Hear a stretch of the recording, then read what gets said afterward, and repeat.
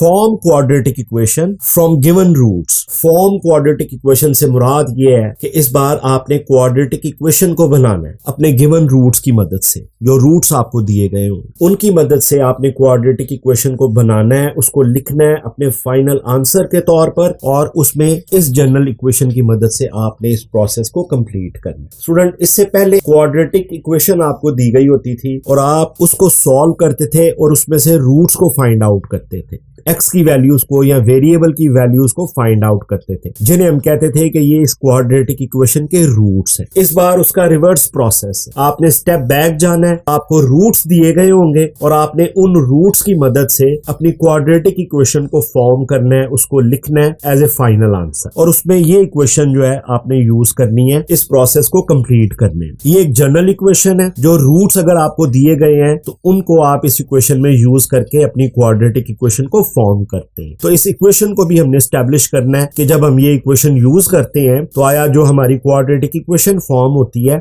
वो उन रूट्स को सेटिस्फाई भी करती है कि नहीं। तो स्टूडेंट, इजी कॉन्सेप्ट है, सिर्फ आप इस एग्जांपल को एक दफा अच्छे तरीके से देख लें, इसको समझ लें, फिर ये टॉपिक आपके लिए जो है आपके माइंड में बिल्कुल क्लियर हो जाए। क्वाड्रेटिक इक्वेशन आपको दी गई है जो कि स्टैंडर्ड फॉर्म में है, एक्स की पावर 2 मौजूद है, एक्स की पावर 1 मौजूद है, कांस्टेंट टर्म c, और ये इक्वेशन इक्वल टू 0। तो मैं इसको फैक्टराइजेशन की मदद से मैं इसको फैक्टराइज करके इसके रूट्स को फाइंड आउट करने जा रहा हूँ। 6 और 1 को मल्टीप्लाई किया तो 6 आ गया।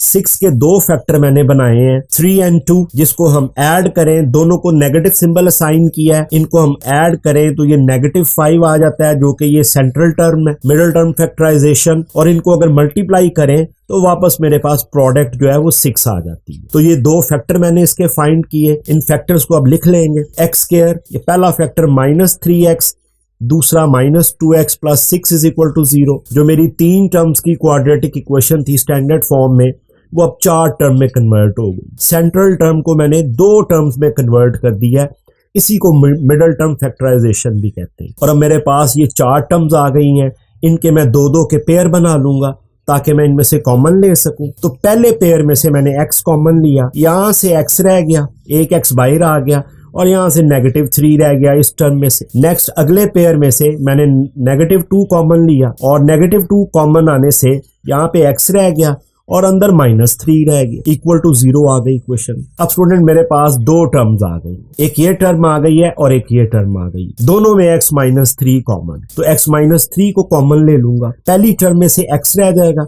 और दूसरी टर्म में से ये -2 रह गया, इक्वेशन इक्वल टू 0 आ गई। अब मेरी क्वाड्रेटिक इक्वेशन जो थी स्टैंडर्ड फॉर्म में वो कन्वर्ट हो गई है फैक्टर फॉर्म में। आप देख सकते हैं कि 2 फैक्टर आ गए हैं, दोनों आपस में मल्टीप्लाई हो गए हैं। नेक्स्ट स्टेप में हम इन दोनों को बारी बारी इक्वल टू 0 करते हैं। तो x-3 को इक्वल टू 0 किया और x-2 को इक्वल टू 0 कर दिया। पहले फैक्टर को जब 0 के इक्वल किया तो ये -3 इक्वेशन की राइट साइड पे आके मुझे x इज इक्वल टू 3, ये पहला रूट मिल गया। x-2 इज इक्वल टू 0, जब -2 गया राइट साइड पे तो मुझे दूसरा रूट मिल गया x is equal to 2। 2 root मिल गए, 2 सोल्यूशन मिल गए। क्वाड्रेटिक इक्वेशन को मैंने सॉल्व किया और मुझे x की 2 वैल्यूज मिल। अब स्टूडेंट, इसका रिवर्स प्रोसेस भी देख ले कि रूट्स मेरे पास मौजूद हैं, इन्हीं रूट्स को मैं यूज करूंगा और वापस अपनी क्वाड्रेटिक इक्वेशन फॉर्म करूंगा। तो मैंने रिवर्स प्रोसेस में क्योंकि जाना है, और रिवर्स प्रोसेस में पिछला स्टेप ये वाला था, ये आप देख सकते हैं। 3 को मैं अब वापस ले आऊंगा अपनी लेफ्ट साइड पर, वो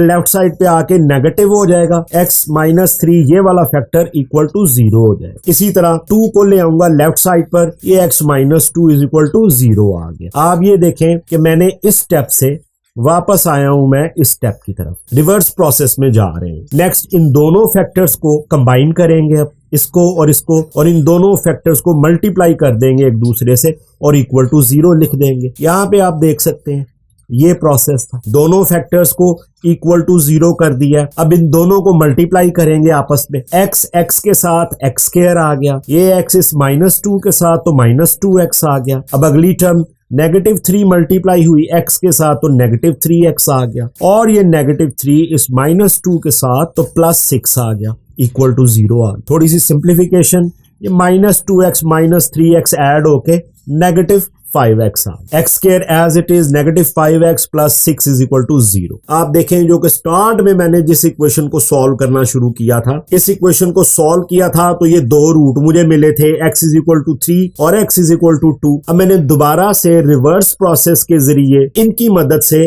अपनी क्वाड्रेटिक इक्वेशन को दोबारा से लिख दिया।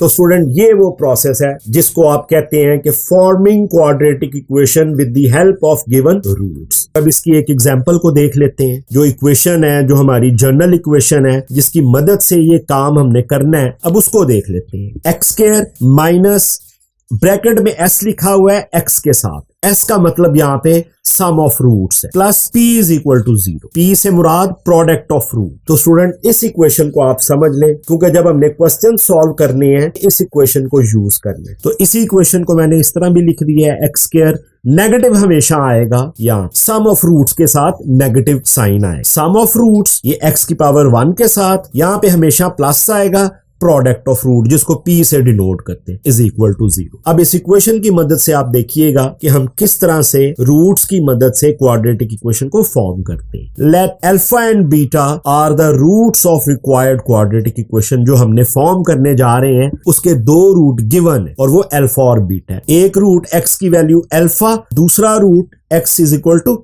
बीटा। अब मैंने अपनी एग्जांपल में जैसा कि मैं एक्सप्लेन कर चुका हूं, इस अल्फा को मैं इक्वेशन की लेफ्ट साइड पे लेके आऊंगा तो ये x माइनस अल्फा और ये साइड इक्वल टू 0 हो जाएगी। इसी तरह दूसरी साइड भी x minus beta equal to 0 हो जाएगी। दोनों रूट्स को मैं इक्वेशन की लेफ्ट साइड पे ले आया हूं। अब इन दोनों जो टर्म्स हैं जो इक्वल टू 0 हैं, इनको फैक्टर की फॉर्म में मैं कंबाइन करने जा रहा हूं। x माइनस अल्फा इसको फैक्टर की फॉर्म में लिख लिया, ब्रैकेट में इनक्लोज कर लिया, into alpha x minus beta is equal to 0। Next अब इनको मल्टीप्लाई करेंगे जैसा कि हम एग्जांपल में कर चुके हैं। तो x के साथ x स्क्वायर, ये x इस माइनस बीटा के साथ तो माइनस बीटा x साथ। अब अगली टर्म को मल्टीप्लाई करेंगे, ये माइनस अल्फा इस x के साथ तो माइनस अल्फा x, और लास्टली ये माइनस अल्फा इस माइनस बीटा के साथ तो प्लस अल्फा बीटा आ गया। इक्वेशन इक्वल टू 0 आ गया। अब स्टूडेंट आप देख सकते हैं कि ये नेगेटिव बीटा x है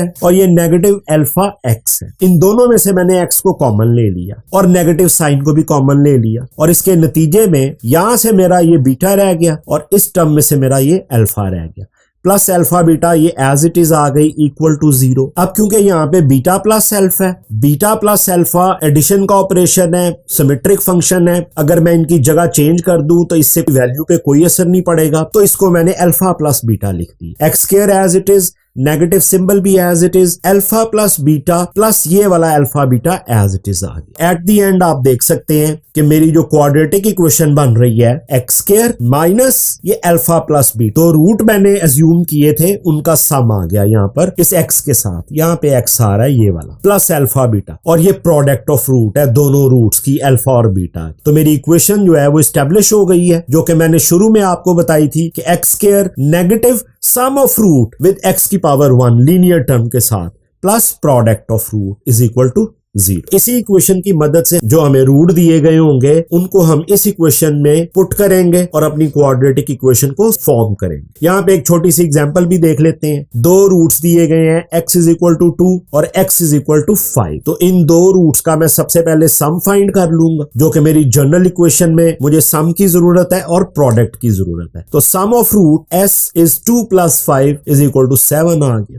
ये मेरा सम ऑफ रूट आ गया, और प्रोडक्ट ऑफ रूट में 2 इंटू 5 मल्टीप्लाई करेंगे 10 आ जाएगा। दोनों सम ऑफ रूट भी फाइंड कर लिया, प्रोडक्ट ऑफ रूट भी। अब इसको अपनी इक्वेशन में पुट कर देंगे, x square as it is आ जाएगा। नेगेटिव ये मेरा सम ऑफ रूट और ये मैंने एक्स की पावर 1 के साथ लिख दिया, प्लस प्रोडक्ट ऑफ रूट जो कि मेरा 10 है। तो मेरी जो क्वाड्रेटिक इक्वेशन मुझे एंड पे मिली है वो है X square minus 7x plus 10 is equal to 0। इन दो रूट्स की मदद से student x is equal to 2 और x इज इक्वल टू 5, इनको मैंने अपनी जनरल इक्वेशन में पुट किया और मुझे फाइनल आंसर मिल गया x की power 2 minus 7x plus 10 is equal to 0। ये मैंने अपनी इक्वेशन फॉर्म कर ली। यही मेरा मेन टारगेट था कि मैंने फाइनल आंसर में क्वाड्रेटिक इक्वेशन को लिखना है रूट्स की मदद। तो उम्मीद है कि आपको इस कॉन्सेप्ट की समझ आ गई होगी अच्छे तरीके से।